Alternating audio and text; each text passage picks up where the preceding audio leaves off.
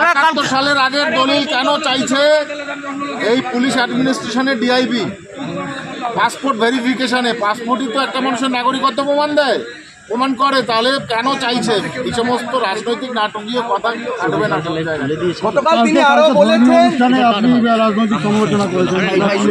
রাজনৈতিক সমালোচনা নয়, আমার জাতির, আমার কমিউনিটির এটা ডিমান্ড। সত্যিনাথ, কারণ তাদের ভবিষ্যৎ 24 ঘন্টা দিয়ে লোগো ঢাকা, ভবিষ্যৎ এটা কি বলবো, নথি বলতে পারেন, ভবিষ্যৎ সংবিধান বলতে পারেন, যে তাদের পূর্বপুরু আগামী প্রজন্ম যাতে ভারতবর্ষে থাকতে পারে, তাই নিয়ে মোটা রাজনৈতিক কথা নয়। তিনি রাজ্য সরকার না মানে ভোটের আগে রাজ্য সরকারের তো ফ্যাক্টর নয় এটা, রাজ্য সরকার মানলো না মানলো কি যায় আসে। তিনি গতকাল বলেছেন আগে জেলা শাসকদের কাছে দায়িত্ব ছিল, কিন্তু এখন মানুষ চিনে, লোক চিনে দেওয়া হবে বলেই তাই এই জেলা শাসকের কাছ থেকে সরিয়ে দেওয়া হয়েছে। সেটা প্রসেস যদি থাকে সেন্ট্রাল হাতে ভালো করেছে, করে দিতে।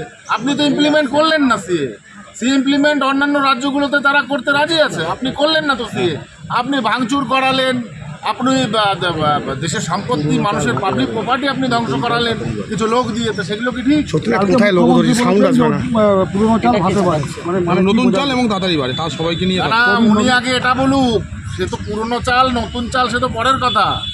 উনি বললো বিজেপিতে গেলে ওয়াশিং মেশিন, তাহলে অর্জুনদার কথা কি বলবো আমরা? সে তো বিজেপি থেকে আবার টিএমসিতে গেল, সে কি ধোয়া তুলসীর পাতা হয়ে গেল? দাদা, কালকে একটা মতুয়াদের সঙ্গে আপনার একটা বিতর্ক হয়েছিল, কি বিষয় ওটা সিএ নিয়ে কেন বক্তব্য রাখলাম সেটা নিয়ে। এছাড়া দাদা, মমতা বন্দ্যোপাধ্যায় বলেছেন শান্তনুরাম চর্চা চলছে একটা,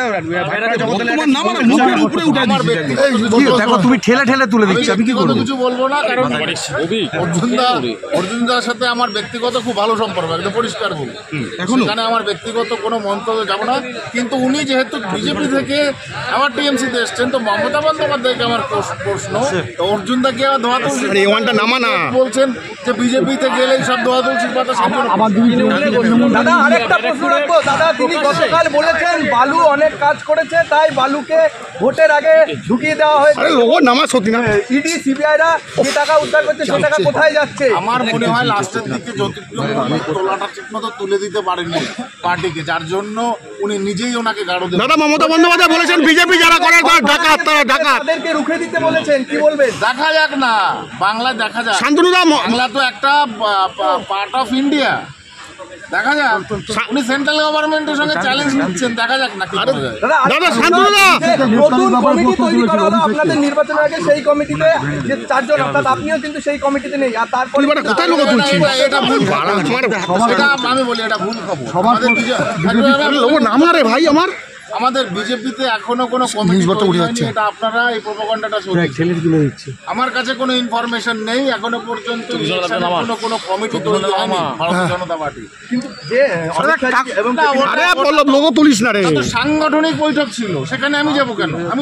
আমি তো সংগঠনের কেউ নই, আমি ভারতীয় জনতা পার্টি এবং মন্ত্রী, তো সংগঠনের বৈঠকে আমি যাবো কেন?